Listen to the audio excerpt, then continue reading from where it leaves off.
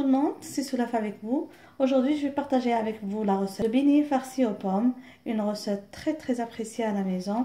J'ai l'habitude de la réaliser avec du sucre simple, mais aujourd'hui, je vais la faire avec de la cassonade ou du sucre brun pour participer à notre jeu entre blogueuses, recette autour d'un ingrédient. Alors, la marraine de cette ronde, Asia, nous a proposé de réaliser des recettes à base de cassonade. Et donc, voici ma préparation. Pour réaliser la recette de ces délicieux beignets, je vais utiliser la méthode du sachet dont je vous ai déjà parlé dans la recette du shrik. Vous pouvez cliquer sur le lien en haut pour voir la recette du shrik, de très délicieuses brioches algériennes. Alors aujourd'hui, je vais faire mes donuts avec la méthode du sachet. J'espère que cette méthode va vous plaire. Donc, c'est une réalisation à la main, sans pétrin, sans thermomix. De toute facilité pour les gens qui n'aiment pas trop pétrir à la main et qui n'ont pas le choix. Alors directement, on va voir cette méthode. Comme vous voyez devant vous, pour la recette, je vais utiliser un sachet. Là, c'est un sachet de congélation, un sachet alimentaire comme je l'ai dit. Vous voyez, il est assez grand. Sinon, il y a les sachets spéciaux pour pétrissage. Moi, je les trouve sur eBay. Je vais partager la prochaine fois une recette avec vous avec ce sachet spécial. Et aujourd'hui, on va aller plus facile et on va juste utiliser un sachet de congélation. Je ne vais pas vous présenter aujourd'hui les ingrédients parce que la vidéo risque d'être trop longue. Alors, je vais vous passer les ingrédients au fur et à mesure que je les utilise dans la recette. Sinon, si vous êtes pressé, vous pouvez voir la liste des ingrédients en bas dans la boîte de description. Je prends mon sachet. Je vais mettre la farine dedans.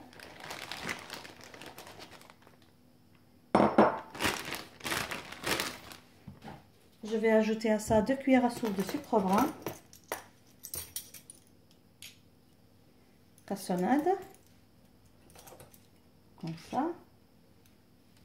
Alors vous imaginez que la pâte tout à l'heure ne va pas être très blanche puisque la cassonade va donner un peu de couleur, mais surtout ça va donner un super délicieux goût. Si vous n'avez pas de cassonade, vous pouvez toujours utiliser du sucre blanc. Là je vais ajouter le sel. J'ajoute à ça le zeste d'un citron.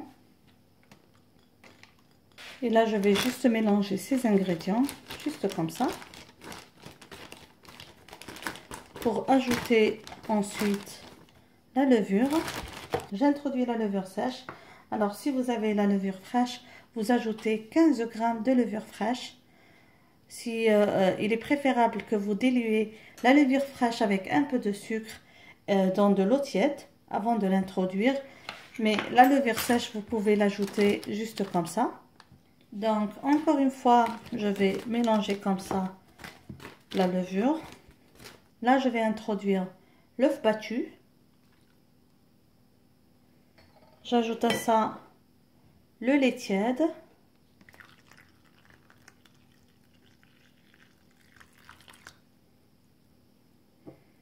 Et de l'huile de table. Là, j'ai introduit tous mes ingrédients. Je ferme le sachet. Et je vais commencer. Alors, j'ai fermé le sachet. Et je vais commencer à mélanger comme ça pour tout introduire.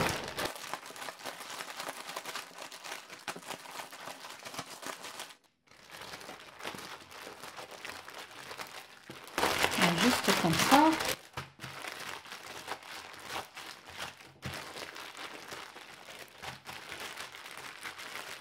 C'est ainsi que je fais quand je réalise la recette du shrik. Je mélange tous les ingrédients, les œufs battus. Et quand la pâte est bien homogène, c'est là que je commence à introduire le beurre par petits morceaux jusqu'à l'introduction totale de tout le beurre. Là, je vais continuer comme ça à pétrir pour avoir une belle pâte homogène.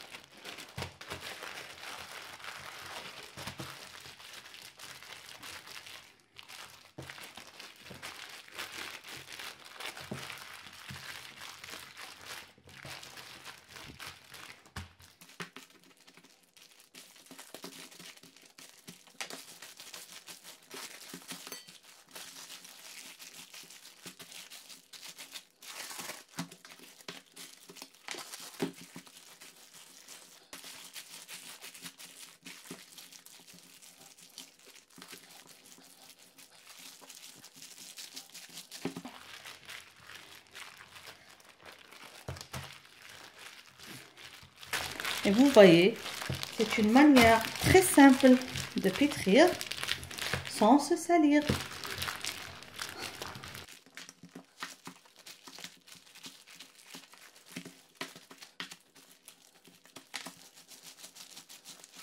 Dans tous les sens pour assurer que toute la pâte est bien mélangée.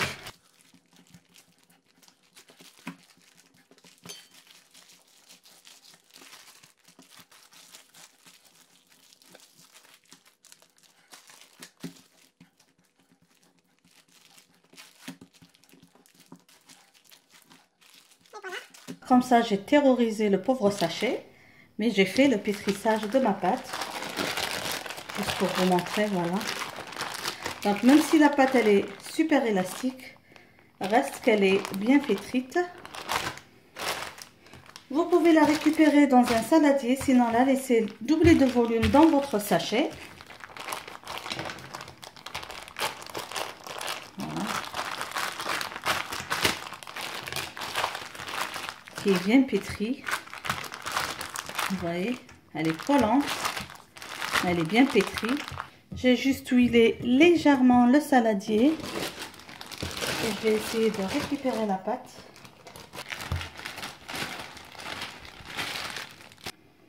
Voilà, j'ai récupéré toute ma pâte. Vous voyez, tellement elle est bien pétrite, elle ne colle plus. Là, je vais la laisser doubler de volume. Très très belle pâte, tous les ingrédients sont bien introduits et c'est ça la méthode du sachet. J'espère que cette méthode va beaucoup vous aider dans vos réalisations. Maintenant, je vais couvrir et laisser cette pâte doublée de volume à l'abri des courants d'air et on va se trouver avec la réalisation de la farce aux pommes parce que la farce aux pommes doit refroidir avant de farcir les beignets. Maintenant, on va directement passer à la préparation de la farce aux pommes. Alors ici, j'ai 3 pommes moyennes que je vais éplucher, couper en petits morceaux et les faire cuire avec un peu de cannelle.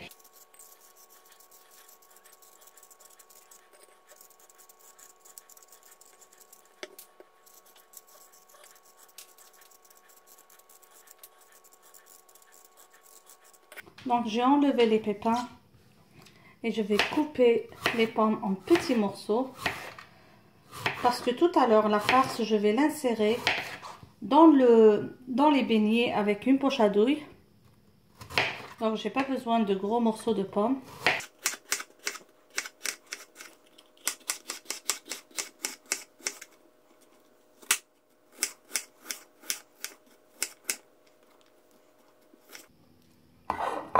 Je continue ainsi jusqu'à l'épuisement de toutes les pommes. Maintenant, on va cuire la compote de pommes. Pour cela, je vais ajouter donc aux pommes coupées en petits morceaux le jus d'un demi-citron, 2 à 3 cuillères à soupe de cassonade. Ça va dépendre de vos pommes si elles sont sucrées ou non. Moi, les miennes sont moyennement sucrées, donc je vais utiliser 2,5 cuillères à soupe et demi. On ajoute à ça un petit peu de noix de muscade. Juste un peu, la cannelle et au final on va arroser avec un peu d'eau et on va faire cuire ça à feu doux pendant presque 20 minutes jusqu'à ce que les pommes soient bien cuites.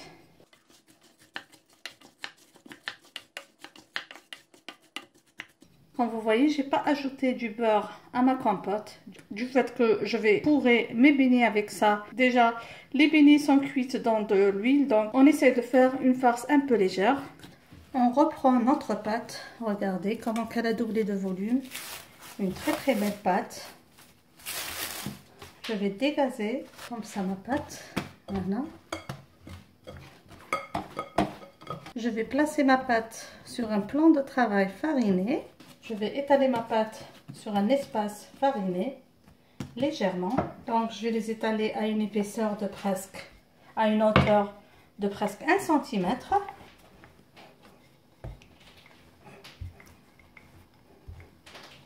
Je vais couper des rondelles selon la taille que je veux obtenir de mes beignets. Moi je vais utiliser juste un verre comme ça.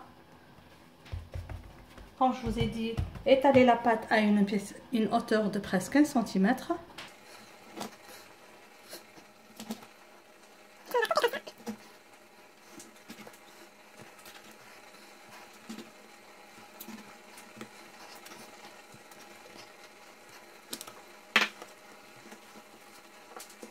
On va placer les rondelles de beignets sur un espace légèrement fariné pour les laisser encore doubler de volume.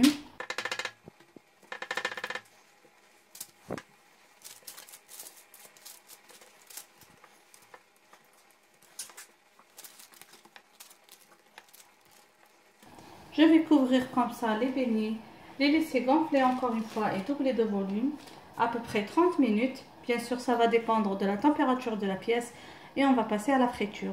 Voilà, ma compote est prête. Je vais la laisser refroidir. Il faut qu'elle soit bien froide avant de commencer à farcir les donuts ou les beignets.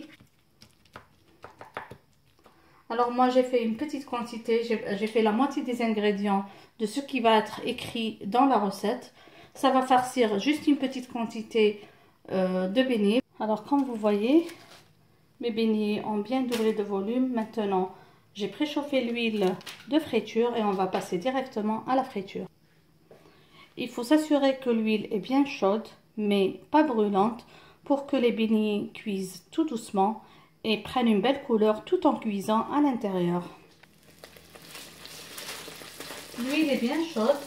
Alors je mets les beignets sur le côté qui était en haut pour que ça gonfle encore mieux lors de la cuisson.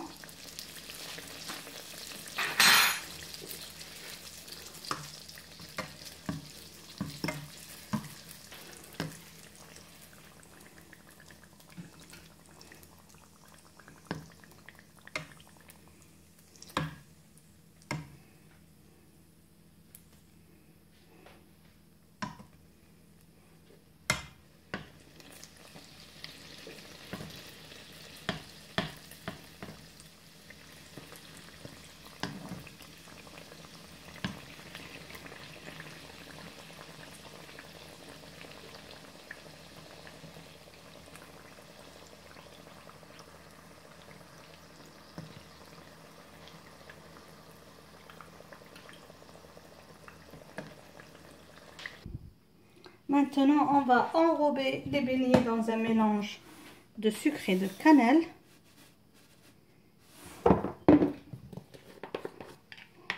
Ça va donner un aspect encore plus beau, comme ça.